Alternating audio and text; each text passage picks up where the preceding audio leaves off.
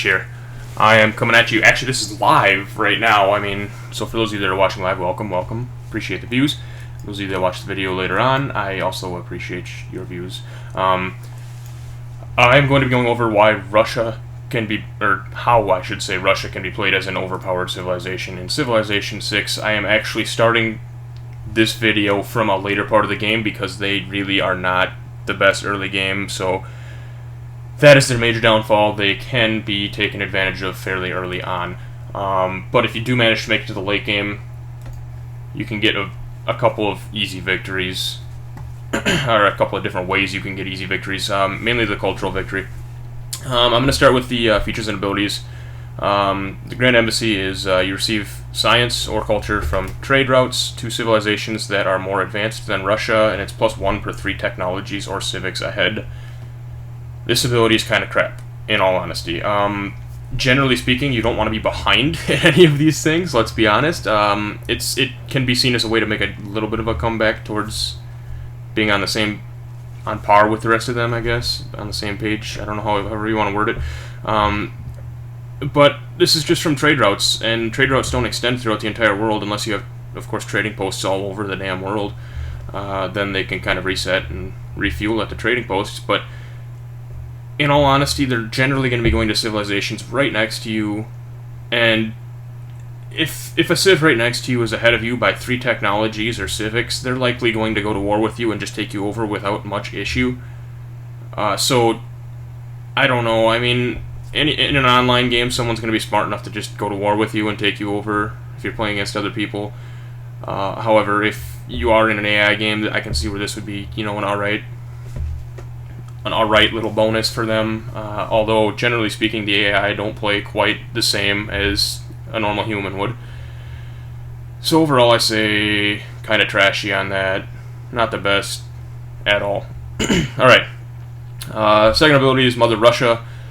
You gain extra territory upon founding cities for the first part of it, and that is an okay little bonus for them. I mean, cities expand fairly slowly throughout the game, so getting that little bit of extra territory at the beginning can actually help you build your cities up a little bit faster, depending on where you spawn, and now that can kind of be a little bit hit or miss. That's just an RNG at the beginning of the game. You just get lucky sometimes, and sometimes you get completely screwed. But, I mean, those times that you do get completely screwed, maybe you get that extra little bit of territory that gives you a tile that gives you more production, and, you know, it's kind of a situational bonus. The second part of this is +1 faith and +1 production from the Tundra. I'm going to start with the faith part. The faith part, complete trash. The religious victories in this game are not very likely to happen, especially in an online game against other people. Religion is just trash. People aren't going to just let you spread your religion to them. They will go to war with you and stop you from doing it if you try to go for a religious victory. So, all in all, the extra faith, and it's just +1. It's really not much.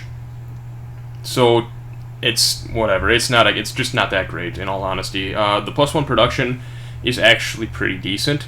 Of course, this being from Tundra, Tundra is not a place that most people can settle in this game. In fact, Russia is the only country in this game that actually gets a little bit of an advantage in the Tundra with the production and everything. So they're at least put on par with, you know, normal plains tiles roughly at that point. A little bit better.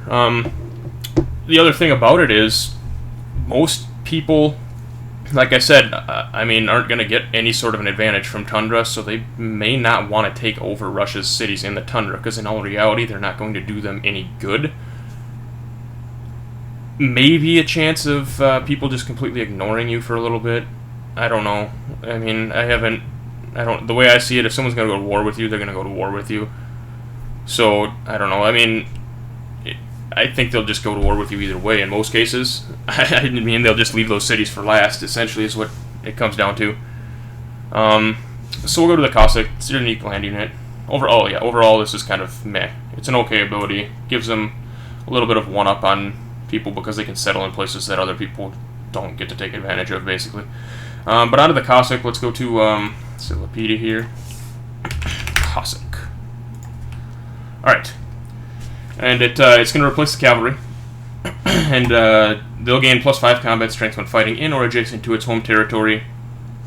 That's not bad.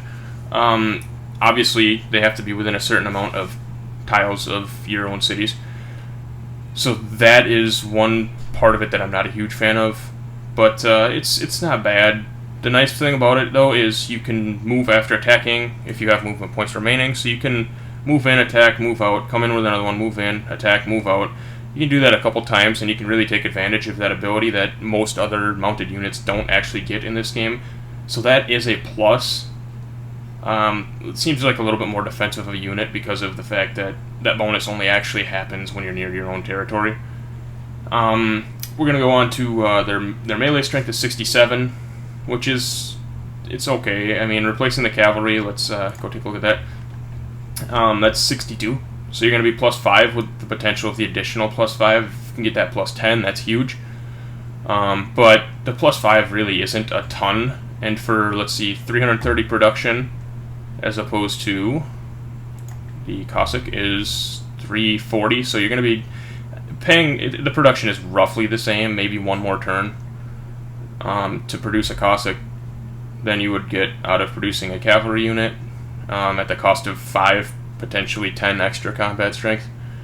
Not bad. I don't know. It's just kind of an meh. It's meh. I don't know how else to describe it.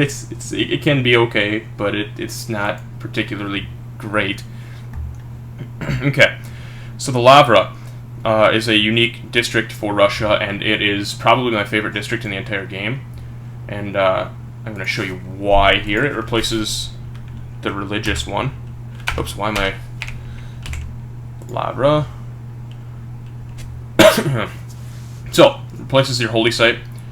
And what it's going to give you is 2 great prophet points per turn, 1 great writer point per turn, 1 great artist point per turn, and 1 great musician point per turn. This is why Russia wins late game right here. This district is one you actually want to rush. This is the only holy site district in the game I recommend rushing early on because of these bonuses. And here, I'm going to go to the holy site here, and you can see you only get 1 great prophet point per turn. So not only are you getting double the great prophet points, in most cases you'll get a first religion if you really, really want it. But on top of that, you're getting all those other great people points early on in the game, so you can start stacking those and getting great people all game long. And this holy site is going to cost you 60 production, and the Lavra is actually half of that at 30 production, you see. So it takes half the time to build it, and you get all these great people points here too. You're not likely going to lose too many great people throughout the game, and that is awesome, to say the least. And just to give you an example of how strong this can be, and now I have taken over a couple civs in this game already, but we're in the late game here, and I've legitimately run out of places to put my great people. You can see oops, wrong one there. I wanted to go to Great Works. I have a couple of like great artifact areas, and then I have one area where I can put a couple of Great Works. But otherwise, I've basically filled up most of my cities. And right now, I'm going to be... Alright, here, I'm going to go through all this. I have 1, 2, 3, 4, 5, 6, 7, 8, 9, 10, 11, 12, 13, 14, 15, 16, 17, 18, 19. I have 19 great people sitting around waiting to be used because I have nowhere to put their great works. And I'm already generating 654 tourism, which is absurdly high. I mean, I can't stress how overpowered it is to get that many great people. Like, literally, not a single person in this entire game has gotten a great writer, great artist, or great musician. I've gotten every single one of them, and I've just completely run out of places to put them. It's absolutely absurdly strong that you can get all those great people. If that's the type of victory you're going for anyways, and that's really the type of victory I recommend with Russia. The downside being that that is really the main victory. Oops, wrong button. That's really the main type of victory you can go through, or go for with Russia, is the cultural victory. So, I mean, going into a game against most other, humans, they'll know you're going for a cultural victory, and they'll take you out early on, because that is just the way to beat Russia. Early on, they're not that great. With, of course, the exception of the Lavra, but that's nothing military-based. Their unique unit comes too late into the game to really take advantage of. So, that is the downside. People are smarter than AI, so they'll generally try and take you out before you can get a cultural victory. That being said, I think that's about all for Russia. I appreciate everyone watching this. I will be live here again very shortly after I get this video uploaded. It'll take me a couple minutes. So thank you guys for watching. If you learned anything, if you liked the video, leave a like, comment, and subscribe down below. I really appreciate it, guys. Have a good one, everyone. Bye-bye.